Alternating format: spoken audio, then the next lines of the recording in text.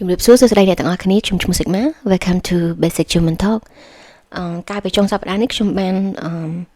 ចូលរួមខ្លះមួយដែលតទៅនឹងការផាត់ពើទៅលើធូបការធូបការជា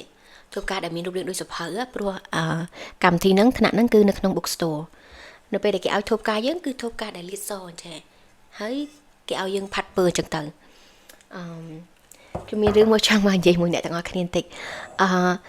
នៅពេលដែលខ្ញុំចូលរួមខ្លះហ្នឹងគឺមានមនុស្សប្រហែលជា20-30 នាក់អញ្ចឹងណាហើយគេដាក់តអង្គុយជិតៗគ្នាអញ្ចឹងទៅហើយនៅពេលដែលយើងទៅដល់គេឲ្យធូបការដែលសហ្នឹងហើយនឹងកលឿផាត់នៅលើwatercolor ដែលយើងអាចផាត់ពើបានហ្នឹងហើយយើង freestyle ទៅយើងចង់ផាត់អីយើងធ្វើហ្នឹងទៅនៅពេលដែលម៉ោងចាប់ដើមដើរ10នាទី20នាទីខ្ញុំបានលាយកលឿលាចុះលាឡើងទៅបានរូបប៉ុណ្ណឹងខ្ញុំដាក់រូបឲ្យអ្នកទាំងនេះមើលអត់ដឹងថាអីគេទេហើយក៏ចាប់ដើមងាកឆ្វេងងាកស្ដាំដើម្បីអីប្រៀបធៀបថាគេផាត់ដល់ណាហើយក៏ប៉ុន្តែហ្នឹងវាមិនជាសកម្មភាពដែលយើងប្រកួតប្រជែងទេប៉ុន្តែនៅពេលដែលខ្ញុំរត់អត់ឃើញថាផាត់អីទីមួយគឺអត់ដែលផាត់ពើអត់ដែលអីទេនឹងគឺជាថ្នាក់ដំបូងរបស់ខ្ញុំហ្មងហើយចាប់ដើមងាកឆ្វេងងាកស្ដាំនៅពេលដែលខ្ញុំងាកឆ្វេងងាកស្ដាំទៅអ្នកជុំវិញខ្លួនរបស់ខ្ញុំហ្នឹងគឺផាត់ធូបការហ្នឹងបានស្អាតមែនទែនហ្មងអ្នកខ្លះហៅវេអ្នកខ្លះផាត់គ្រប់ជ្រុងជ្រោយអញ្ចឹងណាហើយម៉ោងក៏ចេះតែដើរហើយខ្ញុំនឹងអង្គុយហ្នឹងគឺរត់អត់ឃើញសោះហ្មងបានតែពើការជុកហើយនឹងខ្មៅហ្នឹងដឹងថាត្រូវដាក់អីទៀតទេនៅពេលដែលបន្តងាកឆ្វេងបន្តងាកស្ដាំ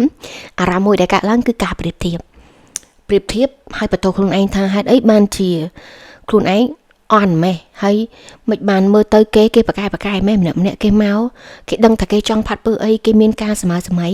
ហើយគេផាត់អាធូបការនឹងចេញរូបរាងស្អាតហ្មងហើយម៉ោងចេះតែដើរអាការប្រៀបធៀបនឹងចេះតែប្រៀបធៀបអារម្មណ៍ចាប់ដើមមួម៉ៅចាប់ដើមខឹងចាប់ដើមអន់ចិត្តនឹងខ្លួនឯងទាំងតែភ្លេចគិតថានេះគឺជាឋានៈដំបូងរបស់ខ្លួនឯងគឺមានតែអារម្មណ៍មួយពុតគឺអន់ចិត្តថាមិនបានខ្លួនឯងអត់ចេះអាហ្នឹង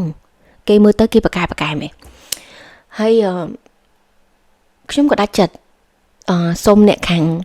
ដែលអង្គុយស្ដាំដៃខ្ញុំហ្នឹងថាតើអាចជួយរំលឹកខ្ញុំបានអត់តែខ្ញុំត្រូវគូអីនៅពេលដែលខ្ញុំចាប់ផ្ដើមសុំជំនួយពីគាត់ណាគាត់សប្បាយចិត្តហើយគាត់ទាញទូរស័ព្ទគាត់មក Google មើលថាតើក្របសភៅណាដែលមានពើស្រៀងដែលខ្ញុំមាននឹងកាឈុកខ្មៅហ្នឹងហើយគាត់ចាប់ផ្ដើម Google ប្រហែលជា1នាទី2នាទីចឹងទៅពេលដែលគាត់ Google ហើយគាត់ក៏បានបង្ហាញរូបក្របសភៅមួយឲ្យខ្ញុំមើលថាវាស្រៀងពើដែលខ្ញុំបានផាត់ហ្នឹងហើយខ្ញុំគ្រាន់តែថែមផ្កានៅអាចុងនេះរូបផ្កានេះផ្កាចុងនេះហើយខ្ញុំឃើញរូបហ្នឹងខ្ញុំថាស្អាតប៉ុន្តែខ្ញុំក៏ប្រាប់គាត់ថានឹងគឺជាថ្នាក់ទី1របស់ខ្ញុំហើយខ្ញុំអត់ចេះគូររូបអត់ចេះផាត់ពើអីទេគឺថ្មីសុទ្ធសាធហ្មងអត់ចេះអត់ដឹងចាប់ពីណាទៅណាទេហើយគាត់ក៏បន្តអង្គុយចិត្តខ្ញុំទាញកៅអីមកចិត្តខ្ញុំហើយគាត់ក៏ចាប់ផ្ដើមថាបរៀនខ្ញុំគូររូបផ្កានៅអាហ្គេមធូបការនឹងឯងបរៀនឡើងទៅក៏បានចេញអារូបផ្កានឹងឯងនៅពេលដែលគាត់កំពុងតែបរៀនខ្ញុំហើយខ្ញុំក៏បានគូទៅឃើញអារូបផ្កានឹងលេចរូបរាងមកធ្វើខ្ញុំមានចិត្តសប្បាយចិត្តមែនទែនហើយអារម្មណ៍ចេះតែចង់គូបន្តទៀតហើយភ្លេចបាត់ដល់អារឿងប្រៀបធៀបថាគេអ្នកចិត្តនឹងគេគូស្អាតហ្នឹងភ្លេចបាត់ហ្មងគឺអារម្មណ៍ផ្ដោតលើតែការគូររូបនៅលើធូបការនឹងឯងជាមួយនឹងការជួយពីបងស្រីនៅអង្គុយចិត្តខ្ញុំនឹងនៅពេលដែលបានមកដល់ផ្ទះវិញក៏បានចេញអាធូបការនឹងឯងហើយមកដល់ផ្ទះក៏ដាក់ផ្កាដាក់អីចឹងទៅអញ្ចឹងណាហើយខ្ញុំ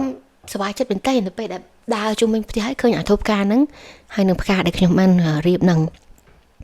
ហើយធ្វើឲ្យខ្ញុំនឹកឃើញរឿងមួយចង់មកនិយាយមួយអ្នកទាំងអស់នេះថានៅពេលខ្លះរឿងដែលយើង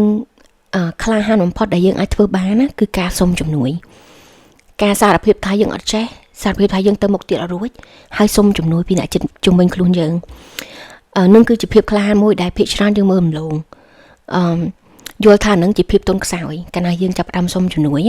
តែក៏ពិតទៅនឹងជាភាពក្លាហានដែលមនុស្សម្នាក់ច្រើនតែអត់ហ៊ានដើម្បីសុំជំនួយនៅពេលដែលអ្នកសុំជំនួយអ្នកទាំងអស់នេះនឹងពិនិត្យឃើញថាមានមនុស្សជុំវិញខ្លួនយើងច្រើនដែលចាំជួយយើងក្នុងរូបភាពផ្សេងចឹងទៅតែគ្រប់គ្នាទាំងអស់គឺ ready ក្នុងការជួយយើងនៅពេលដែលយើងនិយាយថាខ្ញុំត្រូវការជំនួយក៏ប៉ុន្តែគឺមានភាគតិចដែលមិនពេញចិត្តនឹងការ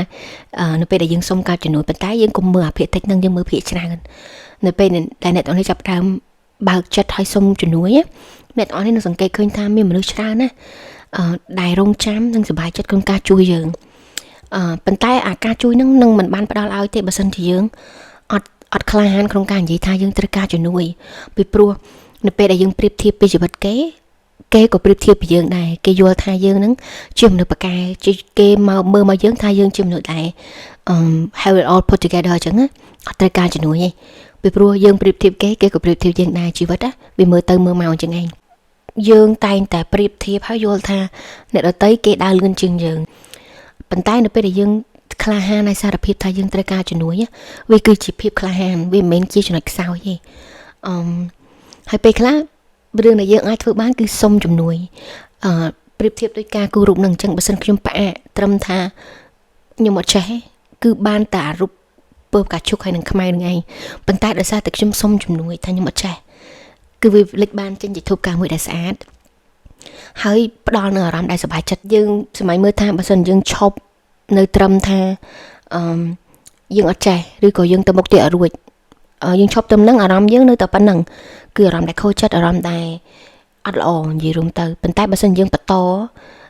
yes ខ្ញុំអត់ចេះ yes ខ្ញុំទៅមុខទៀតអត់ចង់រួចប៉ុន្តែយើងបន្តដោយការនិយាយថាខ្ញុំត្រូវការជំនួយពីអ្នកជុំវិញខ្លួនយើងយើងនឹងទទួលបានអារម្មណ៍ថ្មីមួយផ្សេងទៀតអញ្ចឹងក្នុងវីដេអូនេះខ្ញុំចង់លើកទឹកចិត្តឲ្យអ្នកទាំងអស់គ្នាកុំមើលម្លងភាពក្លាហានមួយនឹងគឺការសុំជំនួយនៅពេលដែលយើងត្រូវការហើយកុំយល់ថាវាជាចំណុចខ្សោយក៏ប៉ុន្តែវាជាភាពក្លាហានហើយរឿងមួយទៀតគឺបើសិនយើងសុំជំនួយគេអាចជួយយើងគេមិនអាចជួយយើងពីរហ្នឹងប៉ុន្តែបើយើងអត់សុំមានថាយើងគឺមើលនៅប៉ុណ្្នឹងឯងអត់មានអ្នកណាគេនិយាយថាទេអត់មានអ្នកណាគេនិយាយថាបានទេគឺអត់បាននឹងឯងតែបើយើងសុំវាអាចបានឬមិនអាចមិនបានអញ្ចឹងទៅខ្ញុំចង់រំលឹកឲ្យអ្នកទាំងអស់នេះថាសម្រាប់ចិត្តក្នុងការសុំជំនួយបើសិនជាយើងត្រូវការហើយនឹង it's okay វាអត់មានជាចំណុចខ្សោយទេតែវាជាភាពក្លាហាន Thank you so much